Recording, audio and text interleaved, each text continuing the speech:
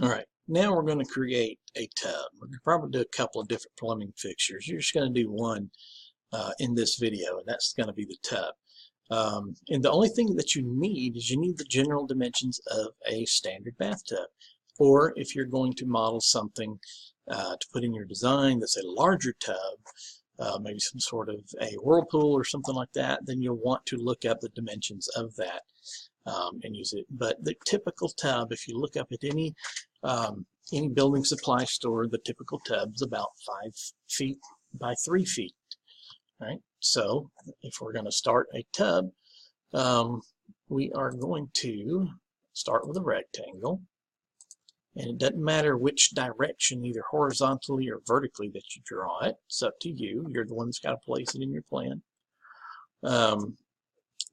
But in my x-axis, I'm going to go 3 feet. Okay, I'm going to tab to my y-axis, and I'm going to type 5 feet. 3 by 5 or 5 by 3, however you want to look at that. Alright, so there is the beginnings of a tub. Now for the inner part of the tub, I'm going to offset, and I'm going to offset 3 inches. I'm going to offset the entire thing. Okay, so there we go. Now to make it look a little bit more like a tub, and you can make it look as much like a tub as you want to, but I'm just going to do something real simple and do a 5-inch fillet. So I click on the fillet tool, then I type R for radius and click enter.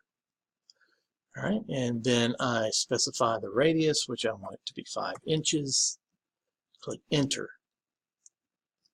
And then I'm going to click this corner. I'm going to hit the enter button, and I'm going to click this corner. Enter button again. Click this corner. Enter button again. Click this corner. Okay, so now we have something that looks pretty much like a tub. I am going to put faucets on that too, so stay tuned for that. Don't go anywhere. All right, so the faucet, the tub faucet, you know, where you get your water from. This is how I do it. I just kind of find the center point, and I draw a straight line. Okay, and then, actually I want to draw this one a little bit longer, and I do it. It seems like I do it different every time I do it, but a little bit longer there. Now I'm going to put an angle to this tub. Now remember, you got to jump over here and turn on this point. Right now it's off. And turn it on. If you don't turn it on, when you click to place your line here, it's going to jump back over to there to that original point. We don't want that. Okay, and now to make sure the other side is equal, I'm going to click the mirror button. I'm going to select the object. You see my direct input says select object. So I'm going to select that, and then I'm going to type enter. And now it says it wants to specify the first point of the mirror line. This is the first point right there. Oops, and I always do that. Anyway, mirror, select object, enter. Specify first point, specify second point.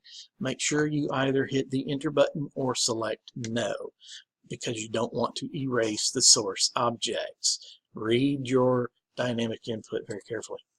Okay, all right, now, why did I draw it looking like that? Well, I'm actually going to kind of clip the end of it off here.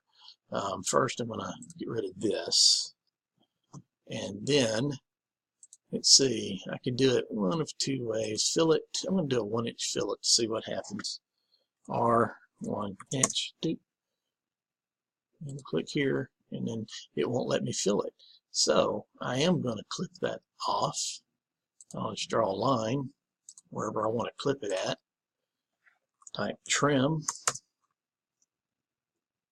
and clip those off. Put that off. As a matter of fact, I can just go ahead and delete that too. So now I got both sides. And the reason I did that is to make sure they were both even without having to go through a lot of measuring and things like that. So now I'm going to place an arc on it. And let's see, I'm going to do a start end angle. This is what's really funny about these arcs with AutoCAD. It depends on which way you start and draw, how that arc is going to come out. So if it doesn't work the first time, try it the opposite direction. So I'm going to click on this line, then we'll click on this line, and I'm going to have to do that because see, that's the way that my art wants to go. So escape, hit enter to go back into the tool, click on this one this time, and then click on the one on the right. And now, and I'm not crazy about this art, I might have to do a different one some other time, but I have a little extra here. We want to trim that off, get rid of that. Okay, so now we have somewhat of a water spout. Okay, I'm going to do a little more trimming here. I'm going to trim this out because you really can't see that. Oops. All right, now I'm going to make some handles so we can turn the water on and off. So I'm going to start with a line. I'm going to come here to pick up that intersection and just drag my cursor a little bit. Now I'm not clicking on anything to pick up that intersection. I'm going to drag to the left and find a good place that I want the knob to be. That looks like a good spot. So I draw a straight line, and then I'm going to offset that line about 1.5 inches. Okay, and now I'm going to draw the handle, and I'm going to draw it. Now what I'm doing as I'm drawing this handles, I'm kind of keeping track of what I'm drawing. I'm going to show you the easiest way to do that though. Okay, so if I want to draw a handle right here, okay, I'm going to come out about 0.5 inch.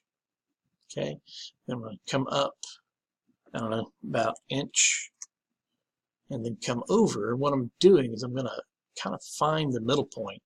Now there is no middle point that I can identify. I have to sort of shoot this the best I can.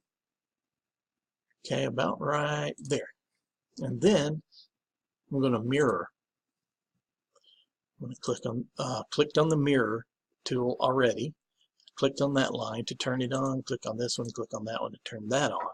Type enter, and then use this as your center point. Click on it and then drag upwards. Okay.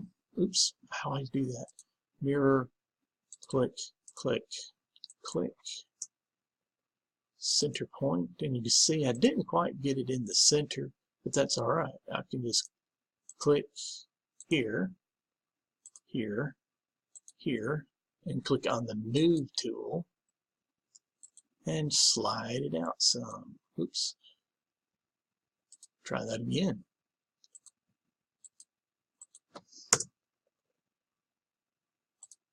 Slide that out just a bit. Okay, and now I've got this little hole right there. I can fix that, and I'm just going to do extend and hit enter twice. You type extend, hit enter once, and then hit enter twice to select all, and then when I hover, it just locks it up just like this. I'm also going to go ahead and close this one up. I don't want it to close up that way. Okay, there we go. So there is the handle, and the easiest thing to do with the handle to make sure they're both the same is to mirror the entire handle. Select the object, enter, specify the mirror point, which is going to be right here in the center of the faucet.